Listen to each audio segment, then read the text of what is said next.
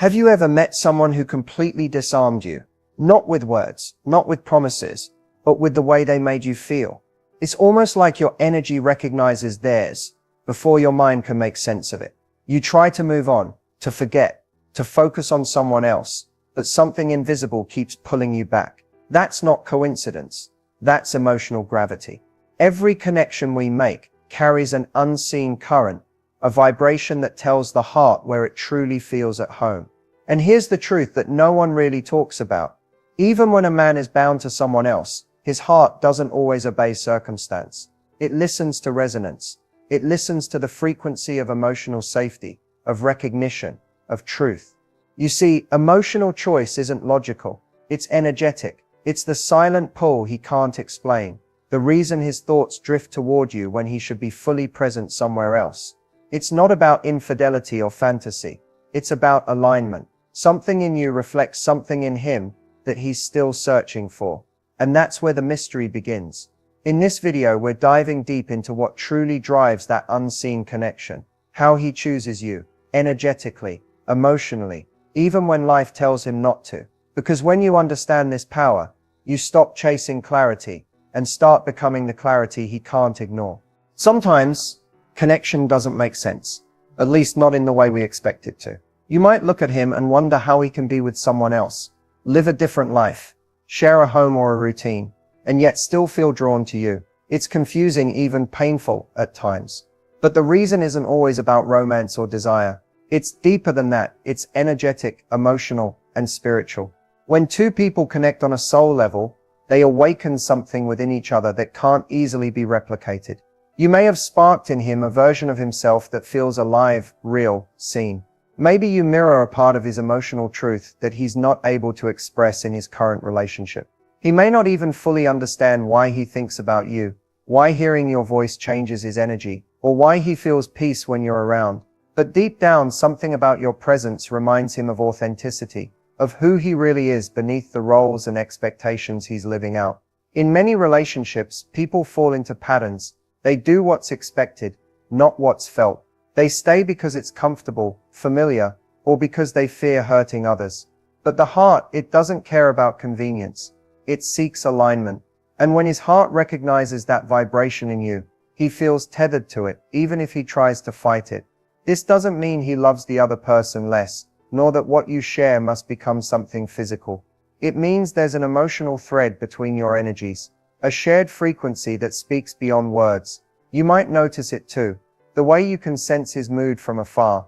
The random moments when he crosses your mind and then reaches out. Or the strange synchronicities that keep pulling you into each other's orbit. What he feels is an obsession. It's resonance. You've touched something inside him that feels like home. And once that happens, no matter where he goes, part of him will always remember that feeling. Sometimes connections like this aren't meant to possess. They're meant to awaken. And in awakening him, you've also begun to awaken yourself.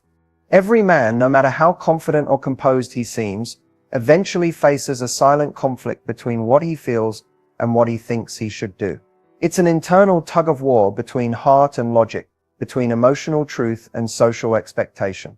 And when he finds himself emotionally connected to someone outside of his current relationship, that conflict intensifies. Men are often taught to value logic over feeling. Society conditions them to believe that stability, responsibility, and loyalty define their worth. So even when their emotions pull them somewhere else, toward a person who ignites their soul or reminds them of who they are, their logical mind steps in, saying, "You can't, you shouldn't, this isn't right." Logic builds walls. Emotion tries to climb over them.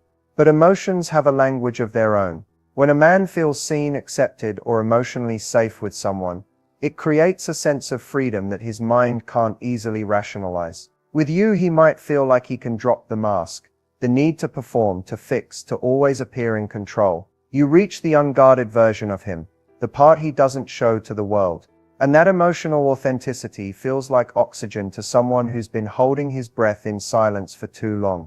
Yet logic reminds him of the consequences, the commitments, the promises, the image he's built. Logic whispers, "You have too much to lose." But his heart, quietly, persistently, answers, "What if I'm already losing myself by staying where I don't feel alive?" This is the emotional versus logical dilemma. The head calculates, but the heart remembers. Logic measures what's practical, but emotion measures what's real. That's why he can go through his day, appearing composed, yet something in his energy feels restless. He may stay, but he doesn't feel settled. He may smile, but the warmth behind it flickers when his thoughts drift to you.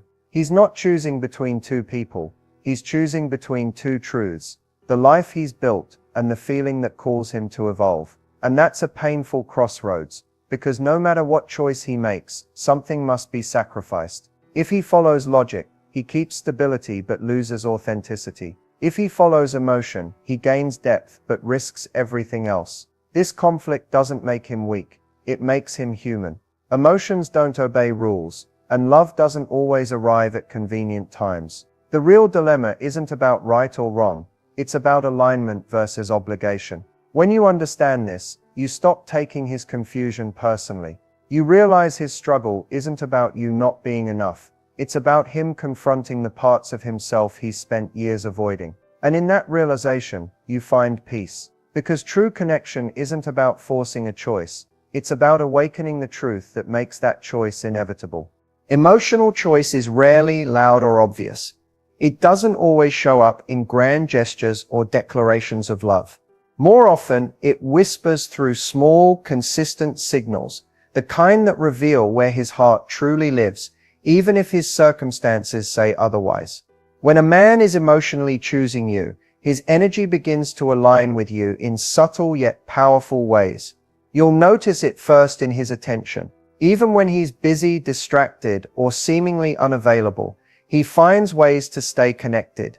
He might check in randomly, send a message just to hear your voice, or ask about details you didn't think he remembered. These aren't empty interactions. They're emotional anchors. His thoughts naturally gravitate toward you because you've become part of his emotional rhythm. You're not a fleeting distraction. You're a source of calm and familiarity. Another sign is vulnerability. Most men protect their emotions fiercely, especially when they're already tied to another relationship. But when he starts opening up to you, sharing fears, dreams, or feelings he doesn't express elsewhere, that's emotional intimacy. He's not just talking to you, he's trusting you with parts of himself. He doesn't let the world see. That level of emotional exposure means he feels safe in your presence. And safety is one of the clearest signs of emotional choice. Then there's the way he mirrors your energy. He starts adopting your tone, your humor, even your mindset. When you're distant, he senses it. When you're warm, he softens. This unspoken emotional synchronization shows that his heart is attuned to yours. It's as if your energies begin to move in rhythm, even without words. Pay attention to his presence when you're together. His body might be somewhere else at times, but when you meet, even for a moment, his focus shifts completely to you. The world fades. There's a quiet intensity in the way he listens, the way his eyes linger, the way silence feels charged instead of awkward. That's not casual attraction. That's emotional prioritization. You'll also feel his conflict. He might pull away unexpectedly or act distant, not because he's lost interest, but because he's trying to make sense of feelings that defy his logic. His silence becomes part of his process. When he returns, and he always does, he's reaffirming that pull toward you, the one he can't seem to shake. Ultimately, emotional choice shows up not in what he says, but in what he feels compelled to do. He may not be free to claim you in the world's eyes, but his soul already does. He shows it through loyalty that has no label, care that needs no explanation, and connection that time or distance can't dissolve. When a man is emotionally choosing you, even without words, his energy tells the truth, and that truth always finds its way back to you. There are some connections that go beyond logic, beyond timing, beyond reason. The kind that feels like the universe placed two souls on intersecting paths for a purpose. Neither fully understands yet. When a man feels deeply connected to you, even while bound to another, it's not just emotional chemistry, it's energetic alignment. Something in your frequency resonates with something in his, creating a pull that neither of you consciously controls. Every soul carries an energetic signature, a vibration shaped by emotions, memories, and life lessons. When two vibrations match or complement each other, They create harmony, much like two musical notes that form a perfect chord. That's why, when you meet someone whose energy feels familiar, it's as if you've known them forever. You're not just meeting in the physical realm, your souls are recognizing each other. In his case, your energy may awaken something dormant within him, a truth, a passion, a part of himself he buried under routine or responsibility. Your connection becomes a mirror, reflecting back the man he is at his core, not the one he's conditioned to be. And once that awakening happens, he can't unfeel it. His body might be with someone else, but his energy begins to orbit around you because your vibration feels like home to him. These spiritual connections often arrive with intensity, a magnetic pull that feels fated. You might sense each other's emotions even when apart. You think of him, and he suddenly messages you. You feel his sadness, his confusion, his longing, as if your energies are intertwined beyond distance or time.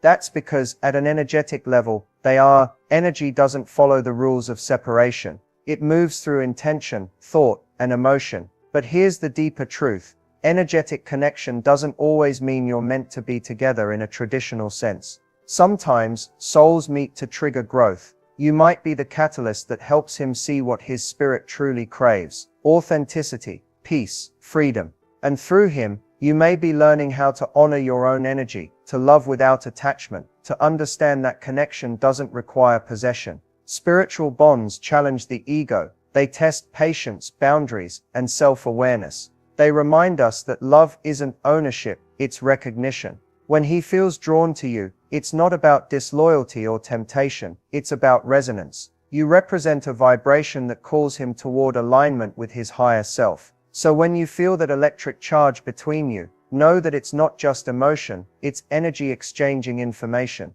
The connection is teaching both of you something vital, that real love is not about holding on, but about awakening. Sometimes the most powerful relationships are not the ones that last forever in form, but the ones that forever change the frequency of your soul. It's one thing to feel a deep, undeniable connection with someone. It's another to understand why they can't fully choose it. Often what keeps him bound isn't just commitment or obligation. It's fear. Fear of breaking the image he's built. Fear of hurting others. Fear of facing the chaos that comes with change. Many men stay where they are not, because it's where they're happiest, but because it's where they feel safest. The familiar, even when unfulfilling, feels easier to manage than the unknown. He might be tied by responsibility to family, to promises, to a version of himself he once believed in. Maybe he's afraid of what people will think, or of being labeled as the one who walked away. These invisible threads can be stronger than chains. Guilt, duty, and fear weave together into a powerful restraint that keeps him in place, even when his heart drifts elsewhere. But here's the part most people overlook. The energetic bond between you and him also deepens when you hold on in attachment. When your thoughts revolve around him, when your emotions rise and fall with his actions, you feed that energetic loop. It becomes a cycle of longing and waiting, both of you tethered to a connection that can't fully breathe.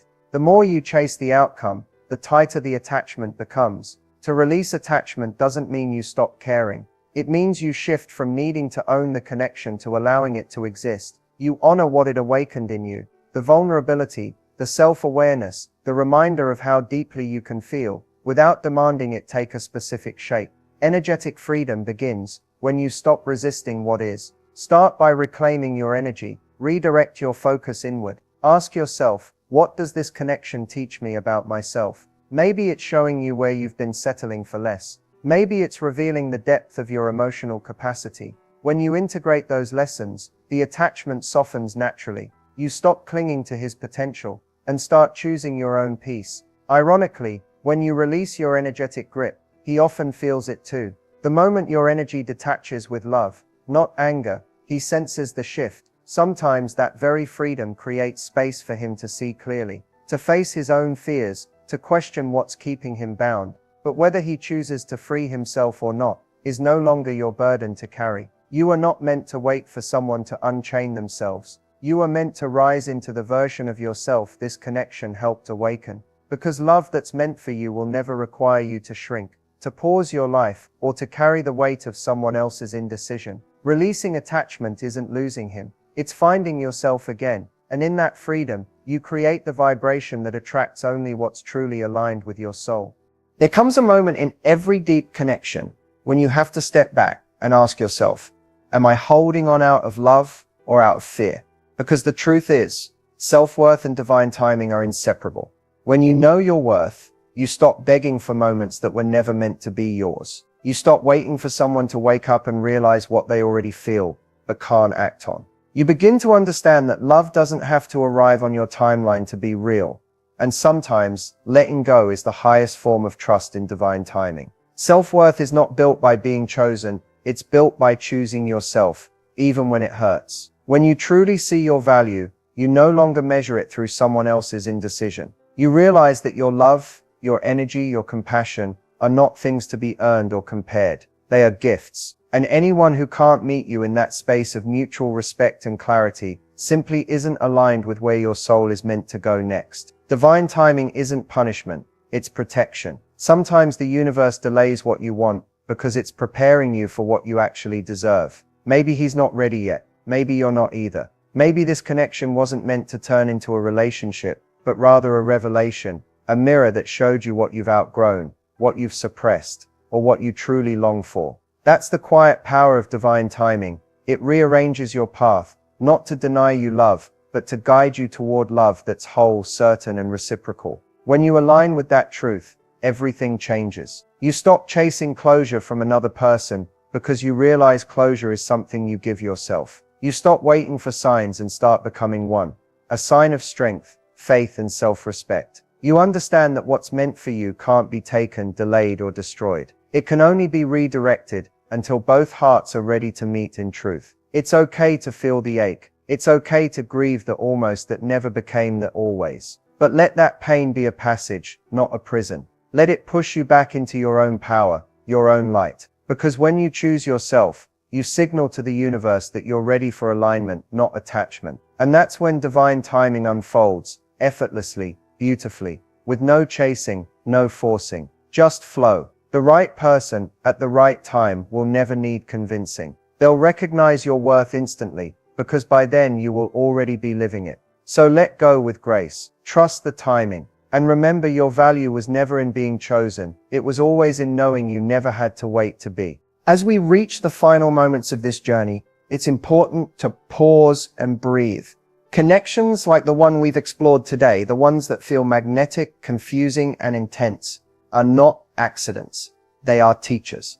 They arrive in your life not just to stir emotions, but to illuminate truths about your heart, your boundaries, and the depth of your own resilience. Healing begins when you understand that the most important relationship you have is the one with yourself. It's natural to feel longing, to wonder what might have been, and to question why timing never seems to align. But those feelings are not weaknesses. They are proof that you are fully human. They are the echoes of a soul that recognizes connection even when circumstances keep it at a distance. Allow yourself to feel without judgment. Let the tears fall, the questions arise, and the moments of uncertainty linger, because this is where transformation starts. Emotional release is the foundation of emotional freedom. Healing also requires perspective. When someone is bound elsewhere, it's easy to take it personally, as if you are incomplete or not enough. The truth is, the world does not measure your worth by someone else's choices.